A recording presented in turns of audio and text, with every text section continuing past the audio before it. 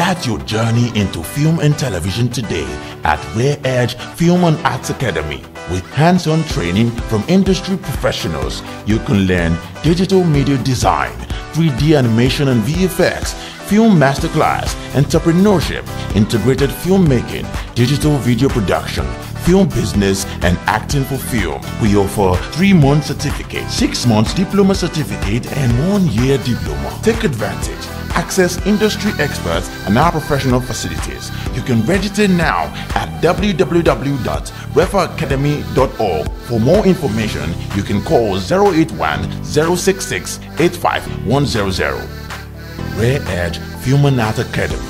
Explore your talents, fulfill your dreams.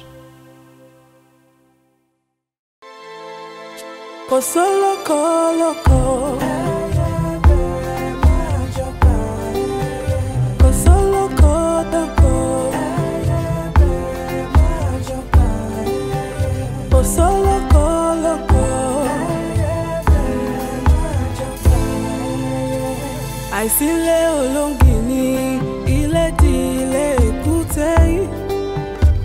Ṣebí wọ́n ní bọ́lọ́jẹ́ ò bá kú oríta ò léwu koríko. Ayé ṣòro ẹni a ní kó kíni lẹ́yìn ló fẹ̀gún sọ́wọ́. Àṣehùn dúpẹ́ lọ́wọ́ ẹni tó ń ṣe ni tó tún ń gbà ní. Ẹni a ní kó fẹ́ ní lójú tó bàtà sẹ́nu. Ètùmàrè gbà wá lọ́wọ́ àfojú fẹ́ ni ọ́. Kò sólókò lóko. Kò sólókò dóko. Kò sólókò lóko.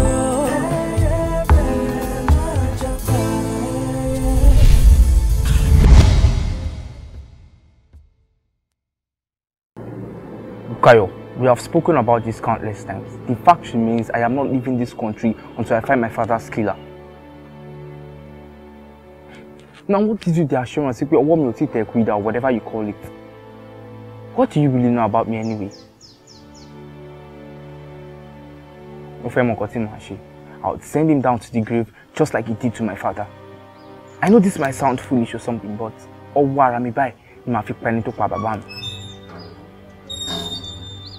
Sipukayo, spare me with all that crap about Nkoti and Yoruba, so I don't care. I would kill my father's killer. I am not leaving this country until I find him. And that's some period.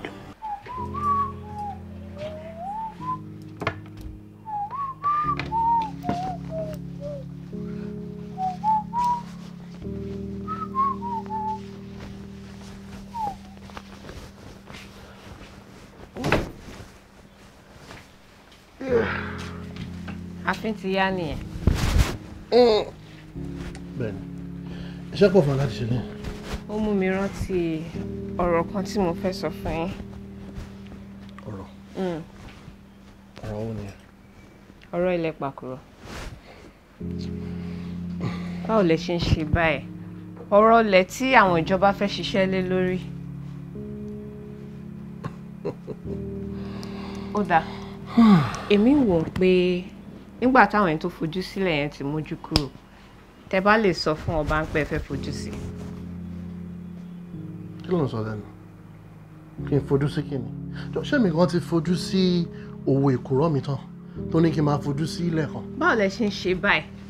Ẹ̀yin ò mọ̀ pé tẹ́ bá fojú sílẹ̀ yẹn sìn, ọ̀dọ̀ yín ni gbogbo àwọn ará pàkúrọ̀ ti máa ríṣẹ́. Tá bá dẹ̀ ríṣẹ́ lọ́dọ̀ yín, ẹ jẹ́ ọba nìyẹn. Nísòro, ìgbà wo ni ọba jíjẹ nìkan ṣe pẹ̀lú campaign rally àndìbò àbádìbò? Ẹ̀yin ò mọ̀ pé ọba tí ò bá wúlò wọ́n máa ń yọ ni. Ṣó fẹ́ gbọ́? Ọba lèmi fẹ́ jẹ. Mi ò ráyè gbogbo ètò mẹ́nu báyìí. Ó dà pé ọba yẹn kò wù mí jẹ. Irú ọ̀rọ̀ wo ló ń sọ yìí? Wọ́n á sọ bẹ́ẹ̀ mọ́.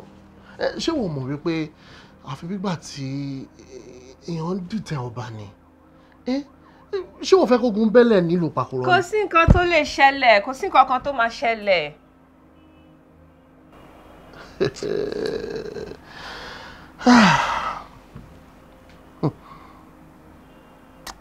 kàdé wa máa wò ó sórí mo nígbàgbọ́ wípé kò sí bẹ́ẹ̀ dá ṣe lè wà títí ọ̀ níbà.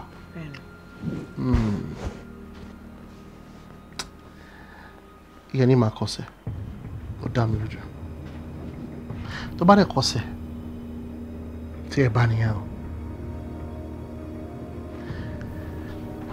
And come to think of it, tí o bá wá kọsẹ̀ ńkọ́.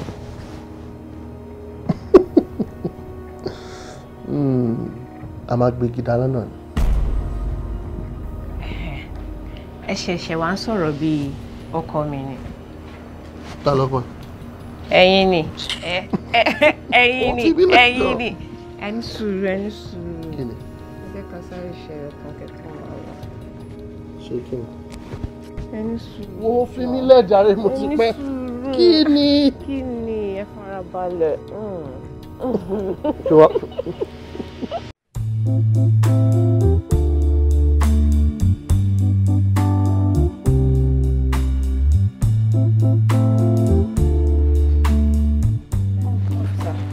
Ṣé kí n fún ẹ ní beverage or? Ẹ má ṣe ìyọnu, mo wà okay ma.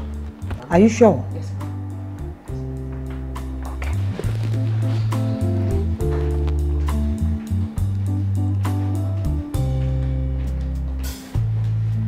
So, báwo wà ní ìsìn?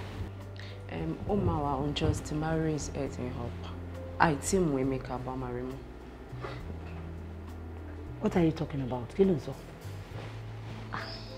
Kí ló ń ṣẹlẹ̀ gangan? Ẹ ṣé ò ń parọ́ fún mi ni? Ma, mo kàn ní kí n wá sọ fún yín pé a máa rí Emeka mú. Officer Bioyi, if you are looking into my eyes like this and you cannot tell me the truth, ṣé báwo ni mo ṣe wá fẹ́ ṣé mo fẹ́ tọwọ́ sí ẹlẹ́nu tó? I mean, is that something you're hiding that you're not telling me? Ìkan nínú àwọn officers wa ti wà missing for days. A dẹ̀ nígbàgbọ́ wípé Emeka ló jí gbé. What?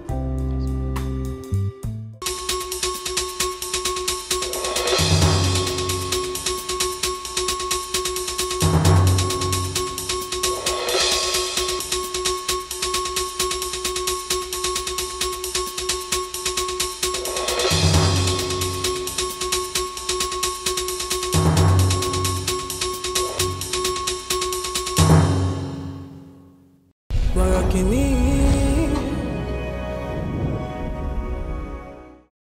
Why? Kí ló ṣẹlẹ̀ gangan? Why are you doing this to us? Why are you tearing us apart? Wọ́n fi kà sí ẹ́ ni? Wọ́n fi kà sí ẹ́ ni? Àbírú irú àgbákò wo leléyìí Ọlọ́run Elédùmarè? I just wish I can have a tattoo on my life. Kọ́lọ́ tí ẹ bá mi rí, kó bá mi rewind life mi, kó bá mi gbé, kó bá mi sún mẹ́yìn kí n tuyàn láyé mi. Àgbákò ni ẹ́, ẹni tó bá jí ní jìnjì ayé ẹ̀, àgbákò ló jẹ́. Ṣé wọn ò fẹ́yàn ni mo ní ẹdún? Ṣé wọn ò fẹ́yàn ni mo fẹ́ ni? Ṣé wọn kì í sọ wípé I do ni mo sọ wípé I do ni? I just wish and I wish pé kí ló ṣẹlẹ̀ kí tí má ní ìyá àti bàbá kó má bá mi lè fi ojú inú kó tiẹ̀ bá mi fi wò ó. Ṣé báwọn tó bá bíyàn máa ń gbàdúrà wọ́n á ní tó bá fẹ́ lọ́kọ mu wá let us put it before God. Is it that my parents didn't put it before God? Because I don't understand. Tí mo fi wá end up pẹ̀lú ká. Why are you so wicked? Why? Ìwọ Ọlọ́run, I should have a take two of my life. I should have it. Ọkùnrin níkà. Ìkà lọkùnrin.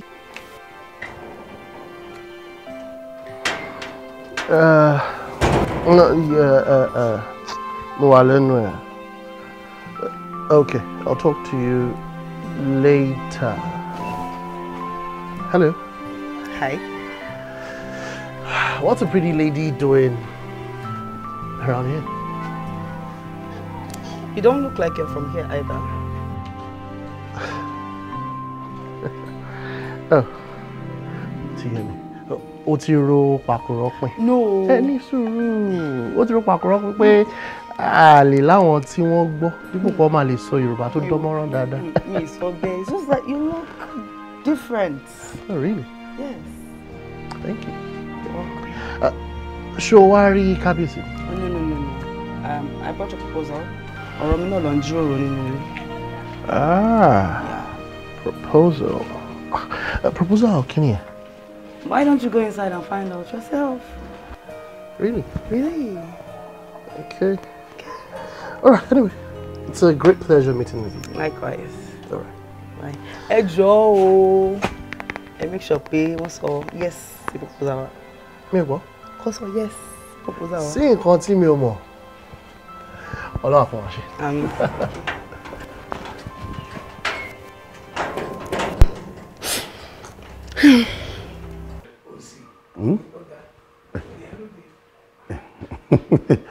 Ọ̀gá, wọ́n jíṣẹ́ rẹ fún mi.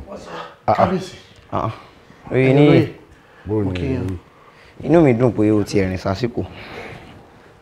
Ọ̀rọ̀ kan wà tí mo fẹ́ kó dá sí. Ọ̀rọ̀ wo nìyẹn? Ọ̀rọ̀ ilẹ̀ tí a ti ń wakùsà yẹn ni. Lógúndé tó jẹ́ forefront ti project yẹn. Àwọn ló ti ṣaláìsí. Bọ́ba Jírò àwọn ni àmọ́bi tí wọ́n wọ̀ sí báyìí. Mo rò wípé a ti kàn sáwọn ilé iṣẹ́ tó wà lÉkòó ni. Wọ́n ò gbé call. Kábíyèsí, sì jẹ́ káwọn ìjọba máa ṣe lọ. Kò sí ìjọba kẹ̀. Ẹ mọ̀ pé ìjọba nǹkan wọn báyìí ni. Tá a bá fún wọn l'opportunity láti bá wa ṣiṣẹ́, wọ́n á gbalẹ̀ yẹn lọ́wọ́ wa ni. Tó bá rí bẹ́ẹ̀, tó bá láwọn ò bá wa ṣiṣẹ́ mọ́, a lè kàn sáwọn iléeṣẹ́ míì tó wà àbí kí lẹ́ni mo sọ. Mo lè pe Mr. Lawson, wọ́n á lè fún aláwọ̀ recommendations kan tá a bá nílò. Lẹ́yìn yẹn àádẹ́rí lárí dájú wípé bó bá ṣe ń lọ àfi ń tó jọba létí, bó bá jẹ́ yẹn náà ni a máa ṣe. Kò yẹ kó sí wàhálà rárá kábíyèsí. Bẹ́ẹ̀ni. Orí ẹ̀ pé. Orí ẹ̀ pé. Kábíyèsí, ẹ foríjì mi, arábìnrin kan wà níta. Ó ní ọ̀rọ̀ òun náà lẹ́ ń jíròrò lé lórí àbí nǹkan bẹ́ẹ̀. Mo ti gbàgbé o. Lọ bá mi pa arábìnrin yẹn wá.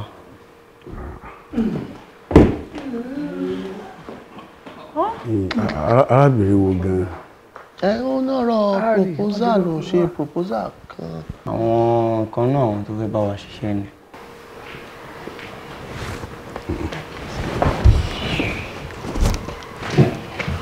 Délẹ̀. Okay, bye sir.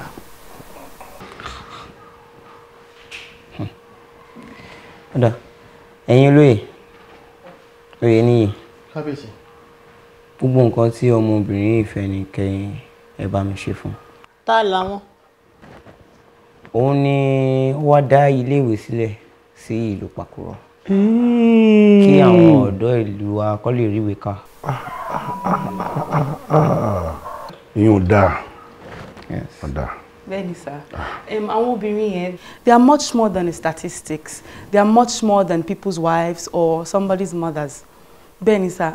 Endless possibilities wà fún wọn. A lè kọ́ wọn ní nǹkan tó máa ṣe láti gbára wọn dúró. Ẹ dákun, ṣé gbogbo ń tọ́ sọ látàárọ̀ Yorùbá náà gbogbo ẹ̀ báwọn. Ohun tó ń gbìyànjú láti sọ ni wípé dípò ká fi àwọn obìnrin wa sípò ìyàwó ilé, pé àǹfààní á wà fún wọn láti dáwọ́lé àwọn nǹkan kan tó lè sọ di iṣẹ́. Ìyẹn á tún lè ràn lé lọ́wọ́, á lè ràn ẹ̀yin baálé ilé náà lọ́wọ́. Ẹ wo kó wá mọ́ gbàgbé àwọn baálé ilé náà, àwa náà ṣàfẹ́kọ̀ọ́ àgbà o. Kábíyèsí lè tẹ mú wá ìdá oje. Kábíyèsí. Yàrá-òde. Mo ń jẹ́. Ẹ má bínú. Orí ẹ̀ pé. Jọ, ṣó ti lọ́kọ?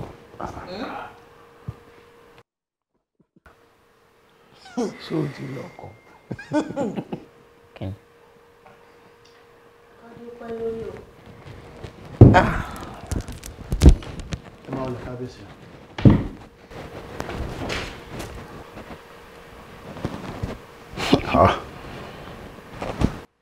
Olúwa mi o. Olúwa mi o. Ọ̀tọ̀.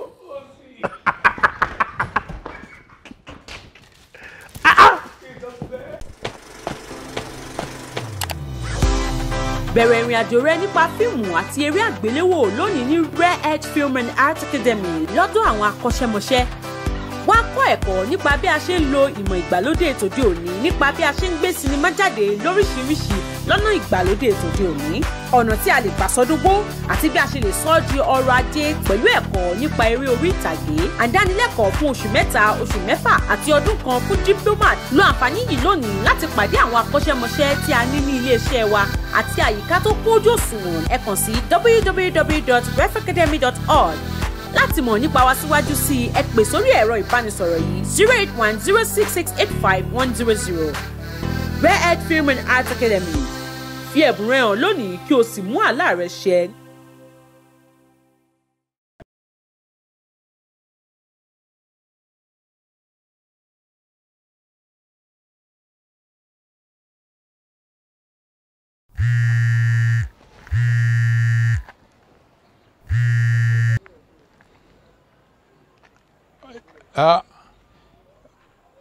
Emeka, ṣó ti move? She's getting closer. A ní láti wá nǹkan ṣe sọ̀rọ̀ arábìnrin yìí o.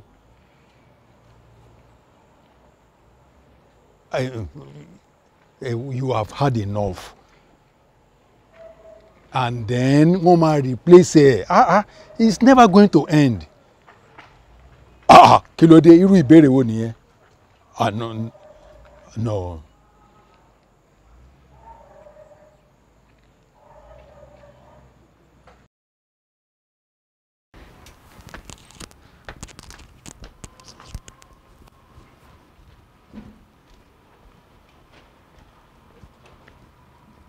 Coach. Tony Montana Jr. What's up now? I'm alright. Abba. I'm good. Coach, mo fẹ́ rin yín.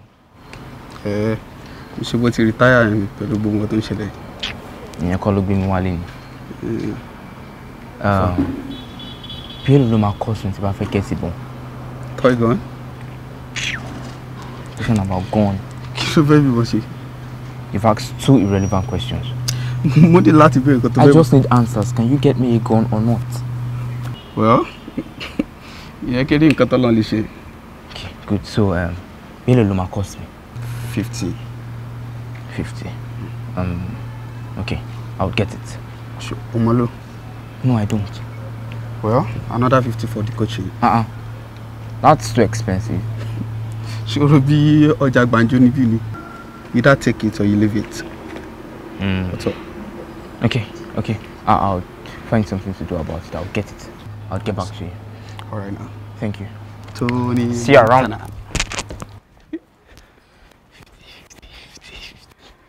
Tony Montana. Nígbà tọ́rọ̀ dé ti wá rí báyìí, báwo ló ṣe máa dúpẹ́ lọ́wọ́? Àbọ̀ rò pé ó yẹ kó dúpẹ́ lọ́wọ́. Ìdúpẹ́ wo nìyẹn o? Really? Ṣé mo wá tí mo fojú winá nítorí tiẹ̀ nínú bẹ́ẹ̀? Ṣé mo jà tí mo jà? Àwọn olóyè wọ́n ti gbáradì láti fagilé proposal tó ló gbé wá. You saw the benefits of this proposal and you fought for it. It's very simple. Oníkíni? You fought for it. Fought for it? Yes. Jẹ́ máa tara ẹ̀. Oh, abẹ́ ń sọ fún mi pé ẹ̀bìkítà àwọn ọmọ ìlú Pàkúrọ̀. Má fọ̀rọ̀ sí mi lẹ́nu. Mi ò fọ̀rọ̀ sí mi lẹ́nu. Má fọ̀rọ̀ sí mi lẹ́nu. But thank you. Thank you very much. Take your place. Oye ni. Okay. 1 minute. Kábíyèsí. Bọ́ọ̀ nìkan. Kábíyèsí. Ṣé kò sí? Yàtọ̀ sí ọmọ tí mò ń wò lọ́kàn ilẹ̀ bá lò. Àbí ṣé mi nìkan ni mo fẹ́? Bẹ́ẹ̀ ti ṣe sọ náà ló ṣe rí. Ojú tẹ fi wò náà. Ojú àgbà ni bó ṣe rí gẹ́lẹ́ náà ni kábíyèsí. Àbòwé ní interest mi. Èmi kẹ́ ara ọ̀ lẹ́gbẹ̀ẹ́ kábíyèsí. Ayọ̀rọ̀. Ó ti ẹ̀ ní interest nínú ẹ̀. ọba parí orí ohun gbogbo. Bẹ́ẹ̀ ni o. Àbí kí ló ní mo sọ? Bẹ́ẹ̀ ṣe wí ló ṣe rí. Àwa ṣe fífọ̀ kan fún mi. Kí ni ẹ kábíyèsí? Àwa mi gba nọ́mbà yẹn.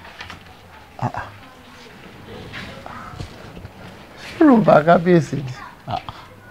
Sọ́lẹ̀ kan mo ní ọkọ̀ parí orí ohun gbogbo. Bẹ́ẹ̀ ni. Àmọ́ kì í ṣe gbogbo nǹkan ni ọba máa ń fi agbára ṣe. Sometimes, you know, you need to follow protocol. Ẹ̀rín yẹn sọ. Kí tí mo fẹ́ bẹ́ẹ̀ sọ jù yẹn lọ. Pé kí n bá yín gba. Ó tún sọ oyè níyì. Ó ti yẹ. Kábíyèsí o.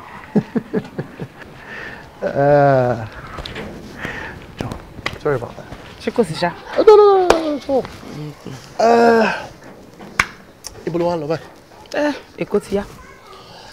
Okay. Hope you don't mind if I walk you? No, not really. Wow. That was quite an interesting proposal. Thank you. Borokini.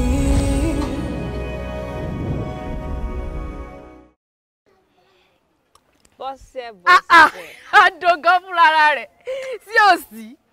Tari ọ. Ẹ̀rín ibú yìí náà ni. Ẹ̀rín ìyá yìí náà ni. Ó ranù. Sí òsẹ́mu lọ wá mu. Ìwọ̀n rọ̀ ọ́ yóò lò ṣe bẹ́ẹ̀ mọ́. Olómi ní ọ̀rẹ́. Ṣó burú jù tí n bá fẹ́ mu ẹ̀ mọ́. Ó ga jù. Wà wá forí rìn délé ló ṣe bẹ́ẹ̀ mọ́. Èmi kò bá tiẹ̀ jẹ́. Ìyẹn kọ́ ni mo bá wá jọ. Kí ló wá bá wa? Kẹ́ni. Ọkùnrin ni o. Àbòlí. Ṣóbìnrin mo fẹ́ bá wá tẹ́lẹ̀. Ẹni ọlẹ́ni ọ̀bẹ ẹ̀rọ lọ́hùn kínní náà ni ọkùnrin rẹ̀ pọ̀. Ó ranù. Lásìwò. Ọ̀rẹ́ mi. Kí ni? Mo gbọ́ pé o fẹ́ kan náà àwọn ará ìdílé Àdìsá. Àdìsá. Kí wá ni? Pé o fẹ́ ní ṣùlọ́kà. Ìwà lè tí o kí lè tí o gbọ́rí kí lójú òrìrí kí wá ni? Ó kàn yà mí lẹ́nu náà ni. Ọmọ jẹnu rẹ̀ ọ̀yà kí ló yọ̀ lẹ́nu kí lè tí o gbọ́rí kí lójú òrìrí ń bẹ kí n tuntun. Ó mọ̀ pé èmi náà mo fẹ́ kan náà àwọn ará ìdílé Àdìsá. Kókó rẹ̀ sọ́jà ní ọkùnrin. Oyè níyì àná. Oyè níyì. Àwa náà mọ̀ ajásí. Ẹ ṣe. Adọ́njásí. Mo fẹ́ mọ èèwọ̀ ìdílé wọn kí má lọ ṣe olólùfẹ́ mi léṣe. O get? Èèwọ̀. Èèwọ̀. Wo dákun èmi ò rántí èèwọ̀ kọ́kọ́ jàre fi mílẹ̀ èèwọ̀. Báwo ló ṣe máa lọ́kọ tó rántí èèwọ̀ ìdílé wọn? Olódo ni ẹ́. Olódo. Èèwọ̀. Ro. Wo dákun fi mílẹ̀ mọ́pọ̀ mi ń fún ṣé kìí ṣe àdán bí wọn ò lè rántí. Àdán. Ó dá lójú pàdán ni. Èmi ò rántí oje èmi ò rántí àdán ní ọ̀fẹ́ ẹ̀jẹ̀. Àdán ni. Àdán ni mo rántí. Àdán. Ìyẹn náà dà. Pangbẹ́mu yẹn. Ọmọ ẹ̀mú. Yàn. Olófùkù èkejì ara rẹ̀. Ó lọ ọ̀sẹ̀ bẹ́ẹ̀ mọ́ ṣàlàyé. Buwa. Ṣàlàyé kó tàtẹ̀ kanlẹ̀ kó fọ̀nà ga o.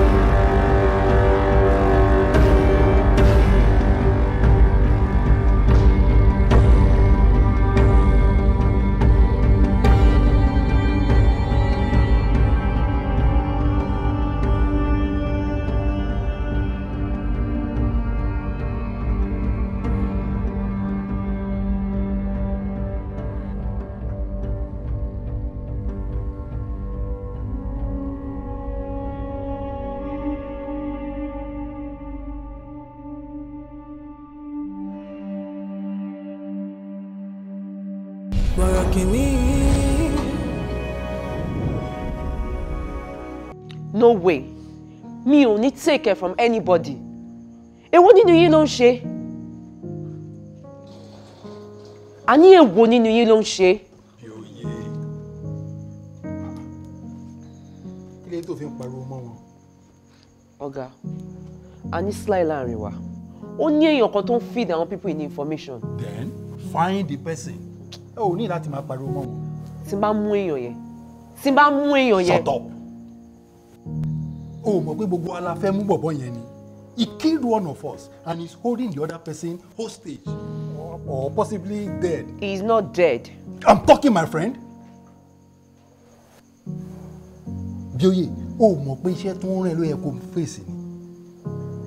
O lè kó frustration ẹ̀ lé gbogbo wa now or any of these guys. Iṣẹ́ ni kó mind. Ṣé o ti gbọ́ nǹkan tí mo sọ? Yes, sir.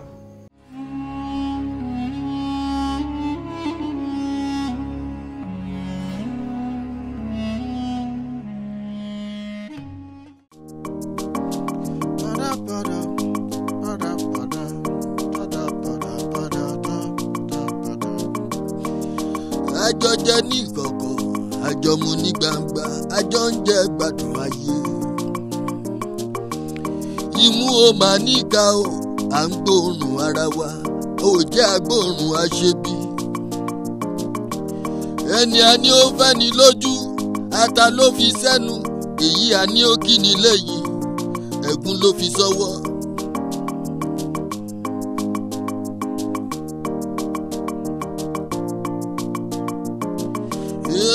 Ẹni a fẹ́ la mọ̀, a ò mẹ́ni tó fẹ́ ni, ara la mọ̀, a ò mọ̀nú.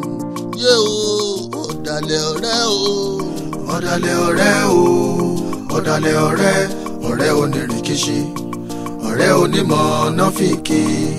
Ọ̀dàlẹ̀ ọ̀rẹ́ o, ìkà ọ̀rẹ́ o, ọ̀dàlẹ̀ ọ̀rẹ́ o, máa lọ.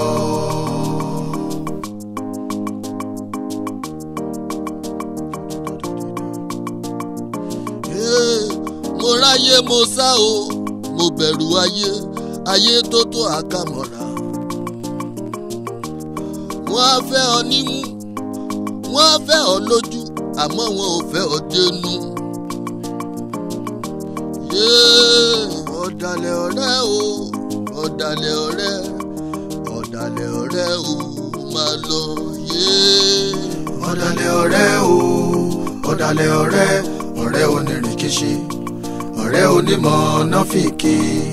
Ọ̀dàlẹ̀ ọ̀rẹ́ o, ìkà ọ̀rẹ́ o, ọ̀dàlẹ̀ ọ̀rẹ́ o, máa lọ.